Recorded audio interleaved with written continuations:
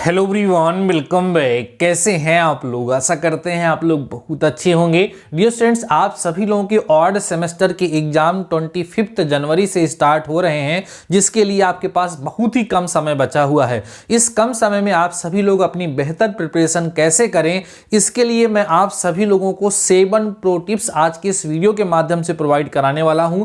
Dear students, इन 7 tips को complete जरूर से जरूर देख लीजिएगा, क्योंकि ये आपके एग्जाम की प्रिपरेशन में आपकी काफी ज्यादा हेल्प करने वाले हैं। अगर आप सभी लोगों ने इन 7 टिप्स को फॉलो किया तो आपके एग्जाम में ओवरऑल कम से कम 50 मार्क्स आपके बढ़ जाएंगे। ये मेरी पूरी की पूरी गारंटी है। लेकिन वीडियो को कंप्लीट देखेंगे और केवल देखने से आपके मार्क्स नहीं बढ़ जाएंगे, जो इसमें बताया जाएगा उसको आप सभी लोगों को करना भी होगा। तो डियर स्टूडेंट्स, आइए वीडियो को स्टार्ट करता हूं। लेकिन पहले बता दूं कि अधूरा ज्ञान हमेशा खतरनाक होता है। अगर आपके पास पूरा वीडियो देखने का मौका है तो देखिएगा, नहीं तो स्किप कर दीजिएगा। डियर स्टूडेंट्स, 7 प्रो टिप्स कौन सी हैं? ये जो प्रो टिप्स हैं, अगर किसी भी एग्जाम में इनको फॉलो किया जाए तो आपका जितना मार्क्स आना है ना, उससे ज्यादा आएगा, ये कंफर्म है। डियर स्टूडेंट्स, होता क्या है कि कभी कभी स्टूडेंट्स को नॉलेज बहुत ज्यादा होता है, लेकिन वो एग्जाम में अच्छे से तैयारी नहीं कर पाते हैं। एग्जाम के समय उनको समझ में नहीं आता कि हम कहां से पढ़ें, कैसे पढ़ें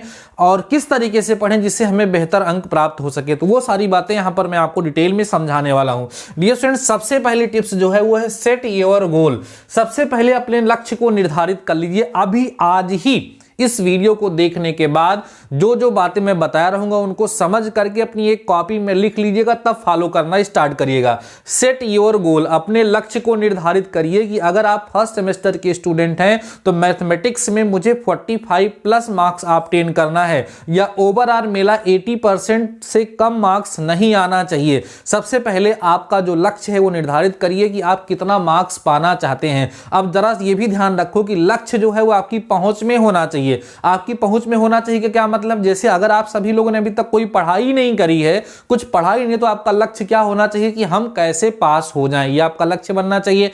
अगर आपकी बेहतर प्रिपरेशन है तो आपका लक्ष्य बनना चाहिए कि मैं 85% से ज्यादा नंबर पाऊंगा, या आपका लक्ष्य ये बन जाना चाहिए कि मैं अपने कॉलेज में टॉप करूंगा। तो आप अपनी स्थिति को समझते हुए अपना लक्ष्य निर्धारित करिए कि आपका लक्ष्य क्या है। जब आप उस लक्ष्य को निर्धारित कर लेंगे तो दूसरा पॉइंट आता है चैलेंज योरसेल्फ। तो उस लक्ष्य के लिए, उस गोल के लिए अपने आप को चैलेंज कीजिए कि यार इसको तो तुम कर ही सकते हो। क्या हम इतने कमजोर हैं कि हम पास भी नहीं हो सकते हैं? और मेरे जैसा है कौन जो मुझसे ज्यादा मार्क्स ऑब्टेन कर सकता है? दोनों प्रकार का अपने आप को चैलेंज करिए आप सभी लोग। मैंने बोला कि जैसी आपकी सिचुएशन है वैसा चैलेंज। होता क्या है, किसी वीडियो को देखने के बाद प्रत्येक बच्चा यही चैलेंज करता है कि मैं अपने यहां टॉप करूंगा। नहीं, अपनी सिचुएशन को समझिए। इस समय आप किस सिचुएशन में हो उसके हिसाब से अपने आप का गोल सेट करिए, अपना गोल सेट करिए और अपने लिए चैलेंज लीजिए। 10 दिन का बचा हुआ चैलेंज लीजिए कि इस 10 दिन हम कम से कम 10 घंटे पढ़ाई करेंगे,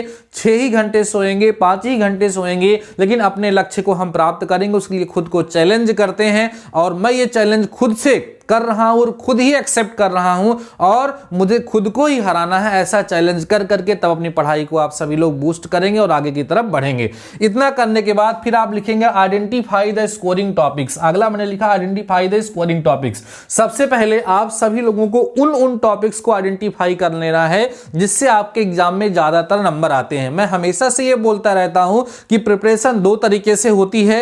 एक होती है नॉलेज के लिए और एक होती है मार्क्स को ऑब्टेन करने के लिए। एग्जाम के समय में पूरी बुक पढ़ी जाए, पूरा सिलेबस पढ़ा जाए, बिल्कुल जरूरी नहीं है।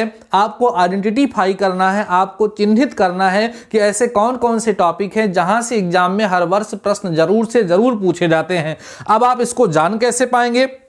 जब आप सभी लोग क्लास अटेंड करते हैं तो आपके टीचर्स बताते हैं, या आपके पास प्रीवियस ईयर क्वेश्चन पेपर हैं तो उससे आपको अंदाजा लग जाता है, या मार्केट में तमाम प्रकार के अनसॉल्व पेपर या सैंपल पेपर मिलते हैं उससे आपको अंदाजा लग जाता है, या मैंने खुद वीडियो बना करके मैथ्स के कौन कौन सी इंपॉर्टेंट टॉपिक है, चाहे अप्लाइड मैथ फर्स्ट का हो या थर्ड का है, मैंने खुद बताया कि अगर इन टॉपिक को आप तैयार कर लेते हैं, केवल इतने ही टॉपिक को, तो आप बहुत अच्छा मार्क्स ऑब्टेन कर सकते हैं। नहीं देखा होगा इस वीडियो को ना, इस वीडियो के डिस्क्रिप्शन में मैं उसका लिंक भी डाल दूंगा, आप उसको देख सकते हैं। ऐसे आपको आइडेंटिफाई करना है कि आपके सिलेबस का कौन कौन सा चैप्टर है या कौन कौन सा टॉपिक है उसके अंतर्गत जिसके प्रश्न पूछे ही जाते हैं, तो सबसे पहले आपको उन पर फोकस करना होगा। ठीक है, अगली बात सुनिए, इतना करने के बाद आपने क्या कर लिया, अपना गोल सेट कर लिया, खुद को चैलेंज कर लिया कि मैंने जो गोल सेट किया है उस गोल को, उस लक्ष्य को प्राप्त करने के लिए मैं खुद को चैलेंज करता हूं और खुद का चैलेंज खुद एक्सेप्ट करता हूं और मुझे खुद को ही हराना है।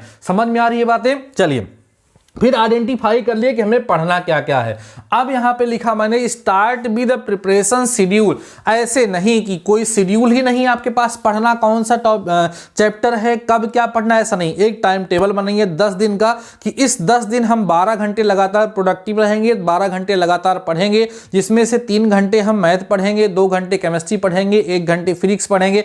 जो भी आपका सिलेबस है उसके हिसाब से एक प्रॉपर शेड्यूल बना लीजिए और शेड्यूल बना करके उस शेड्यूल के हिसाब से पढ़ाई करना स्टार्ट करिए। नहीं तो होता क्या है कि जब सामने एग्जाम होता है और हम मैथमेटिक्स निकाल के पढ़ना स्टार्ट करते तो हमारे दिमाग में आता है यार अप्लाइड फिजिक्स तो मेरी तैयारी नहीं है, मैकेनिक्स तो मेरी तैयारी नहीं है, तो बार बार दिमाग हमारा डिस्ट्रैक्ट होता है और उस सिचुएशन में हम कुछ भी पढ़ नहीं पाते हैं। तो एक प्रॉपर शेड्यूल बना लीजिए, उस प्रॉपर शेड्यूल के अकॉर्डिंग आप सभी लोग अपनी प्रिपरेशन करिए, अपनी पढ़ाई करिए, तो आपको बेहतर अंक वहां पर प्राप्त होंगे, उसकी संभावना ज्यादा से ज्यादा बन जाएगी। आई होप आपको मेरी बातें समझ में आ गई होंगी। अगर प्रॉपर शेड्यूल बनाने में आपको प्रॉब्लम हो रही है तो मैं आपकी हेल्प करूंगा, आपको प्रॉपर शेड्यूल बनाने का तरीका बता दूंगा कि प्रॉपर शेड्यूल कैसे बनाना है, कैसे आपको टाइम टेबल बना करके अपनी पढ़ाई को करना है। ठीक है, जब आपका प्रॉपर शेड्यूल तैयार हो जाएगा तो उसके हिसाब से आप पढ़ना शुरू करिए। Focus on time management.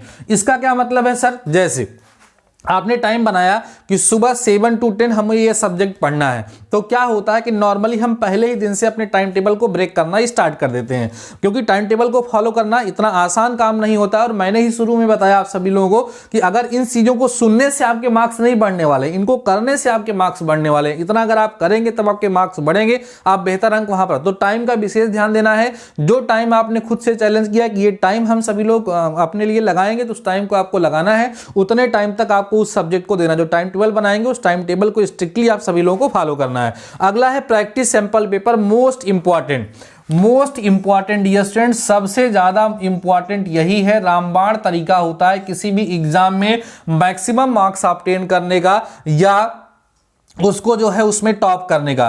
तो प्रैक्टिस जो है, सैंपल पेपर की प्रैक्टिस आप जरूर से जरूर करें। सैंपल पेपर मार्केट में बहुत सारे राइटर्स के अवेलेबल होते हैं, आप वहां से जाकर के परचेज कर सकते हैं। अपने दोस्तों से previous year question paper collect कर सकते हैं। किसी भी तरीके से आप सभी लोगों को सैंपल पेपर की प्रैक्टिस जरूर से जरूर करनी है, ये मस्त है। जितना ज्यादा सैंपल पेपर की प्रैक्टिस आप सभी लोग करेंगे उतने बेहतर से बेहतर आपके अंक प्राप्त होंगे। किसी भी एग्जाम में अगर आपको सफलता चाहिए तो सैंपल पेपर की प्रैक्टिस जरूर से जरूर करनी है। इसके बाद प्रिपेयर योर स्टडी नोट्स। अपनी खुद की नोट्स जरूर बनाइए। खुद की नोट्स का मतलब ये नहीं केवल आप डेफिनेशन ही बना रहे हैं।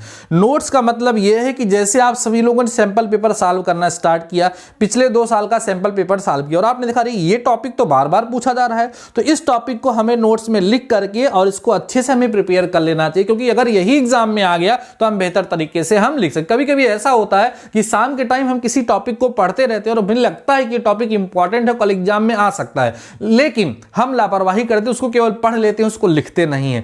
तो जो टॉपिक आपको इंपॉर्टेंट लगे उसके लिए आप एग्जाम के लिए एक नोट्स बना लीजिए अभी से ही, और उसमें उस पॉइंट को लिख करके प्रिपेयर कर लीजिए। अगर वो एग्जाम में आए तो आप चूके ना, आपको पछताना ना पड़े। तो आप स्टडी नोट्स जरूर से जरूर प्रिपेयर करिए, इंपॉर्टेंट कलेक्शन तैयार करिए और एग्जाम के एक दिन पहले केवल उसी कलेक्शन को आप सभी लोगों को पढ़ करके जाना है। बात समझ में आ गई? अगली बात सुनिए, make distance to social media. भैया बड़ी खतरनाक चीज है ये, है ना, बड़ी खतरनाक चीज है। अभी आज 10 दिन बचा हुआ है, मैं आप सभी लोगों को अच्छे मार्क्स फाइंड करने की, अच्छे मार्क्स प्राप्त करने की स्ट्रेटजी बता रहा हूं। आप ये स्ट्रेटजी सुन लिए, समझ लिए और आराम से रिलैक्स हो गए, कहे कल से इसको हम फॉलो करेंगे। कल से नहीं फॉलो कर पाए, परसों एक नई स्ट्रेटजी आप खोजने लगे कि 5 दिन में अब बचा हुआ है, कैसे हम तैयारी करें। तो ज्यादा से ज्यादा समय आप कहां दे रहे हैं? अपने आप को मोटिवेट करने का प्रयास कर रहे हैं, लेकिन अंदर से मोटिवेशन नहीं आ रहा है। मैंने आप सभी लोगों से क्या कहा कि खुद से चैलेंज लेना है, खुद चैलेंज एक्सेप्ट करना है और खुद को ही हराना है। जब तक आपका मोटिवेशन आपके अंदर से नहीं आएगा, कोई बाहर से आपको मोटिवेट नहीं कर सकता है। इसलिए सोशल मीडिया से थोड़ी सी दूरी बनाइए। व्हाट्सएप, इंस्टाग्राम, टेलीग्राम, जो कुछ भी आप सभी लोग यूज करते हैं उसको एक टाइम के लिए शेड्यूल कर लीजिए। अभी जैसे समय है तो कई सारे बच्चे लगातार यूट्यूब पर ही पड़े रहते हैं, 10-10, 12-12 घंटे, 15 घंटे, पता लगा आप केवल वीडियो ही देख रहे हैं। तो ऐसा नहीं है।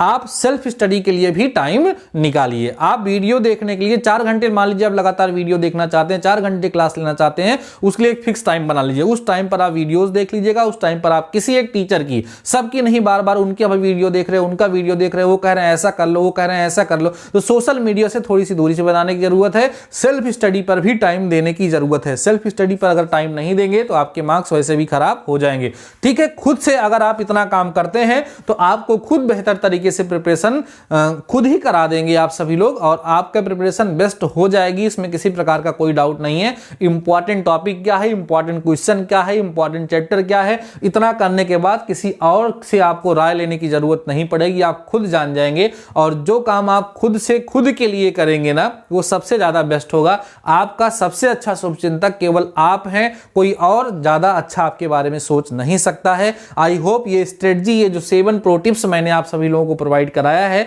इसको आप सभी लोग फॉलो करेंगे और इसको इंप्लीमेंट करते हुए अपने एग्जाम में बेहतर से बेहतर अंक जरूर से जरूर प्राप्त करेंगे। अगर ये टिप्स आप सभी लोगों को पसंद आई है, आप इसको फॉलो करेंगे आज से, तो कमेंट सेक्शन में जरूर बताइएगा। बाकी अपने दोस्तों के साथ शेयर करिएगा। बाकी डियर स्टूडेंट्स, आज के इस वीडियो में बस इतना ही। मिलते हैं नेक्स्ट वीडियो के साथ, नेक्स्ट टॉपिक के साथ। तब तक लिए शानदार रहिए और पढ़ते रहिए।